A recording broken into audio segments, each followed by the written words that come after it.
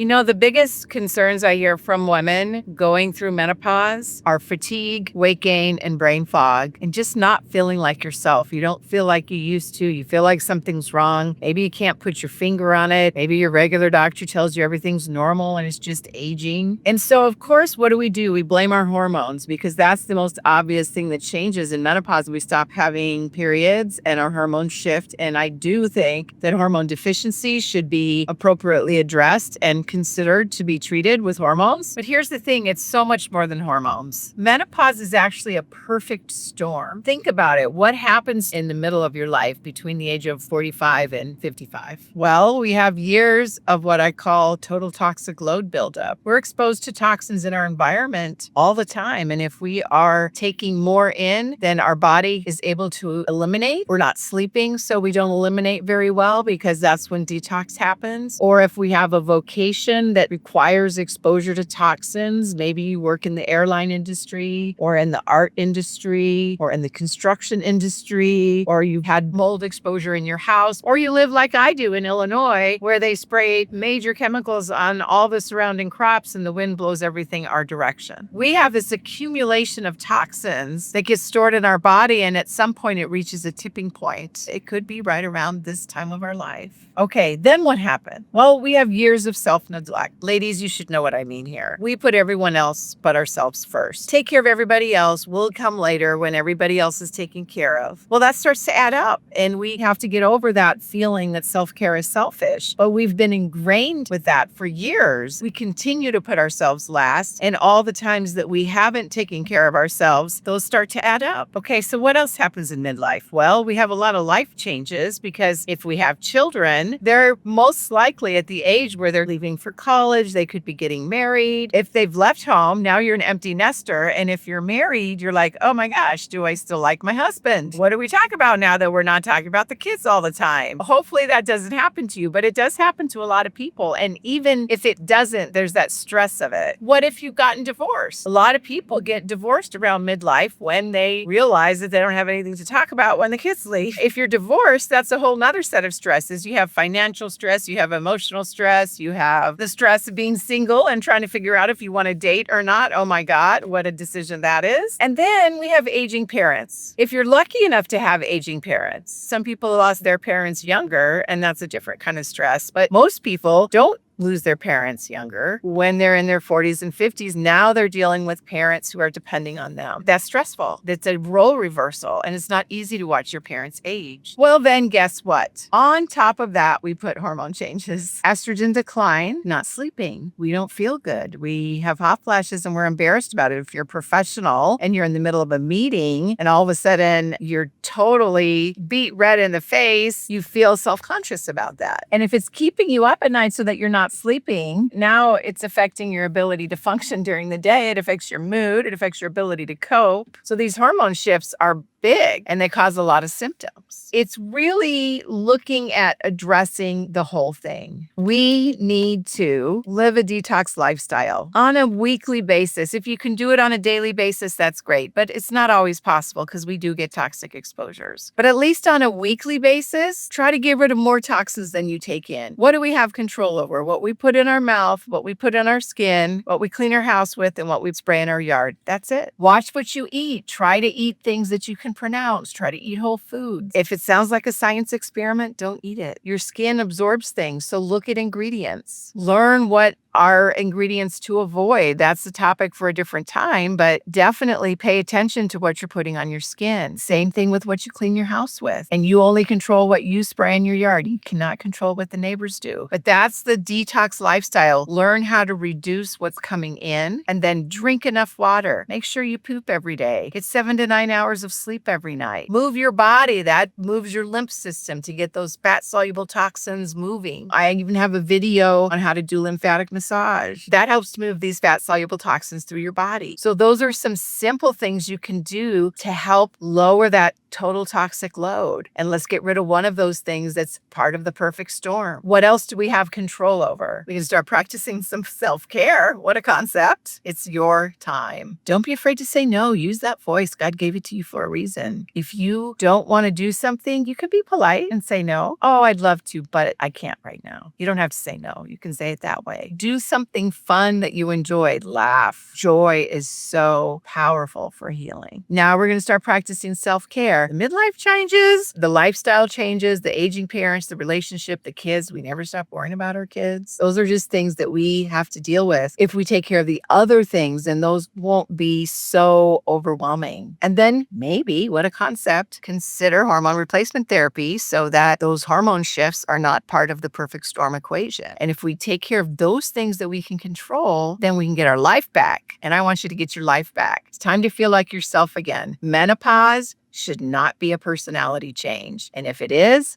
something's wrong, and get help.